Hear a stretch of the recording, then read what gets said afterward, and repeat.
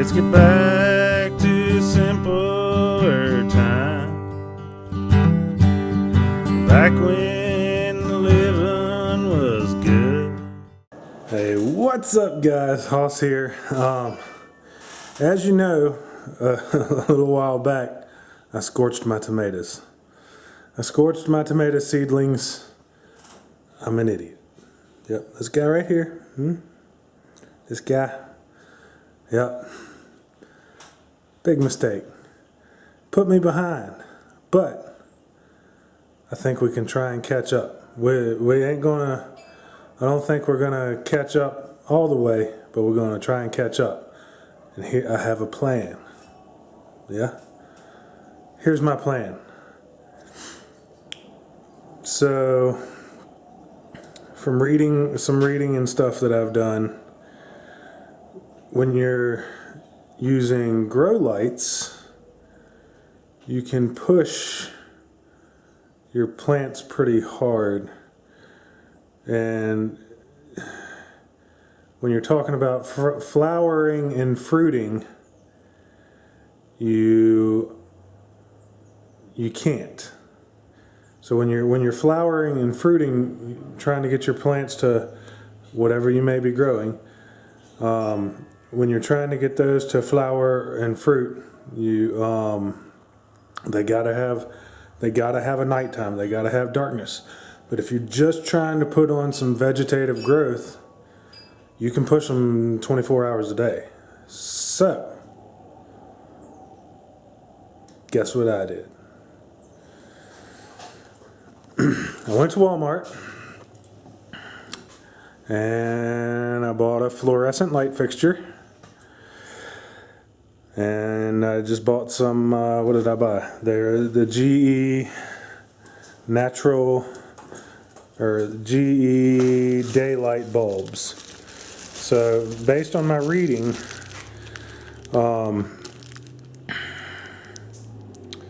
you want to have bulbs that are over 5,000 Kelvin for your grow lights. I've never really, maybe once before messed around with grow lights, but this is really my first time. So what I did, I got these. They sell official grow light bulbs, but I think they're pretty expensive. And since this the garden and all that stuff comes out of my fund money, we're going to try this. So I got my trays set up here, got my light fixture set up, took the cardboard box that the light fixture came in, cut it up into pieces, put tinfoil in it to try and keep the light in. Now, some of you may say, Hoss man, you got all these windows, why not just use those? Well, this thing's going to be running 24/7, so I want as much of my light on them plants as I can get. So they'll still get some sunlight. I don't have them fully enclosed or anything, so they'll still get some sunlight, and but this is going to help keep more of my light in. Now, I could be doing this down in the basement, have a more controlled environment, but here's my thinking on this. Here, I get pretty big temperature swings here on my sun porch. It's basically like a little greenhouse. So I shouldn't have to worry too much about hardening off the plants when I go to take them outside. Now I'll have to harden them off sun because, you know, it's not full on direct sunlight in here all day long, but it is for a good portion of the day. And there's no wind in here. I don't know if you can hear it, but the wind is howling outside right now. But I thought of that. So, where are you? Ta-da! I got a fan. So I'll just run that intermittently every now and again, get some breeze moving across these things, and yeah, so we'll see what we can do. So let's get in here closer, huh?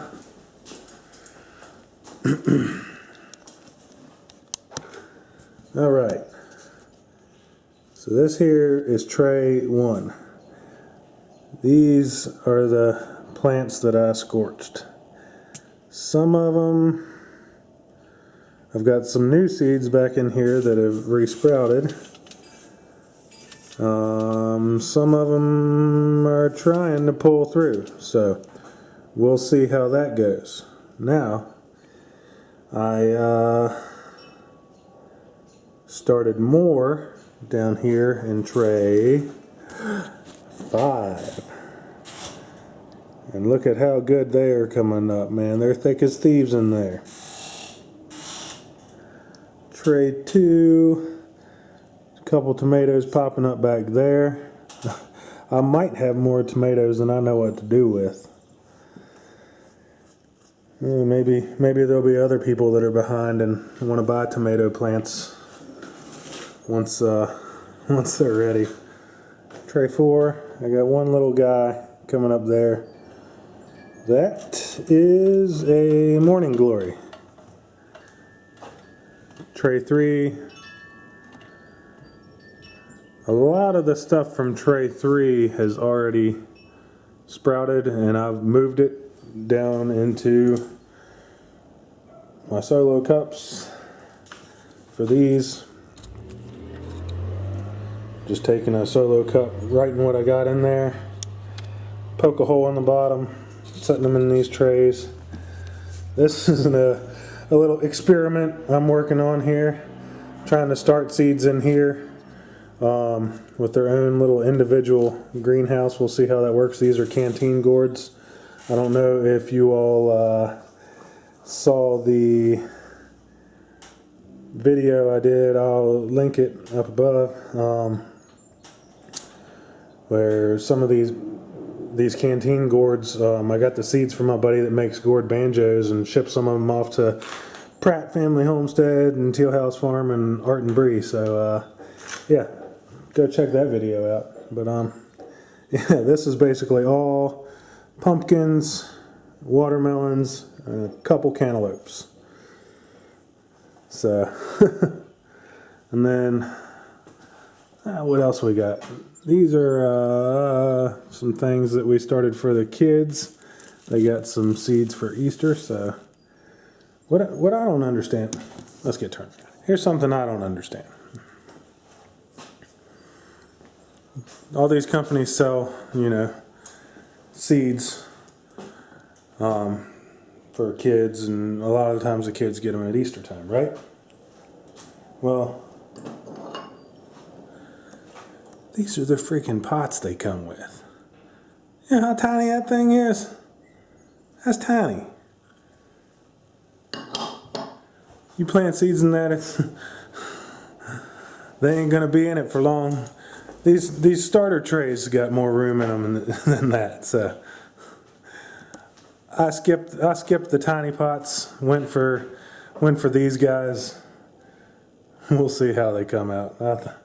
I forget what all we got in here. We got cosmos, daisies, sunflowers, petunias, pansies, and forget-me-nots. Alright, show you these last plants here that I'm fooling with, and then I'll let you guys go. I know you got stuff to do. Your time is important. Alright, this is this one here. This little guy is some mint we took from Papaw's garden. I think this one's apple mint, maybe. I need to start me a mint bed outside because it ain't gonna stay in this thing for much longer. This one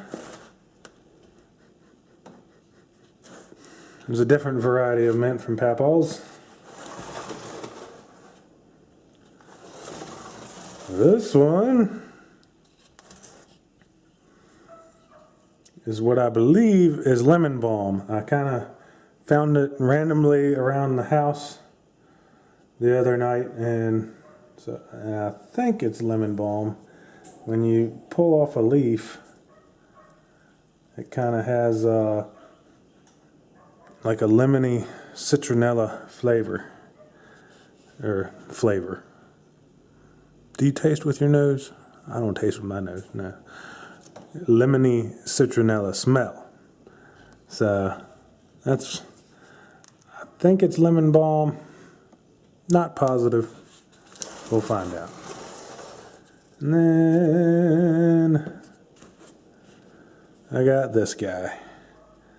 It's some sort of ground cover that I have out here in my yard. I'd like to propagate it, get more of it going because it's pretty cool. So, yeah. I dug some up and put it in a pot. Who doesn't do that, right? Alright guys, well, yeah. That's what we got. That's what we got. Well, I'll keep you updated on how these seeds are going. The only thing that I'm kind of worried about with this light running is temperature. I worry a little bit about the, I don't want my stuff getting too hot. I don't want to, don't scorch your seedlings.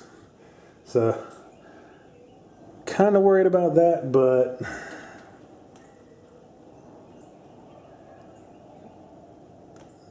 the light's been on for about a half hour now, and I can hold my hand on the bulb without getting burned. So I think we might be alright heat-wise. So, alright, well, oh, sorry. One last thing, and then I'm going to let you go. I got one more little trick up my sleeve that I'm going to try to give us a little boost. I'm not going to do it tonight because it's not watering time yet. These things are still pretty soggy. They need a little bit. So, but I have a worm bin down in the basement, and that's a video for another day. It's one of my near failure experiments. Not quite a failure yet, but near failure. So I think I'm going to make a little worm tea to water these guys with to give them a boost and see if we can't catch up. We got to catch up. We got to keep pushing. No excuses, right? Alright guys, well thanks for watching. Please like, share, subscribe, comment, all that good stuff. And remember, get out and do something. We'll catch you on the next one. Hi, thanks for watching.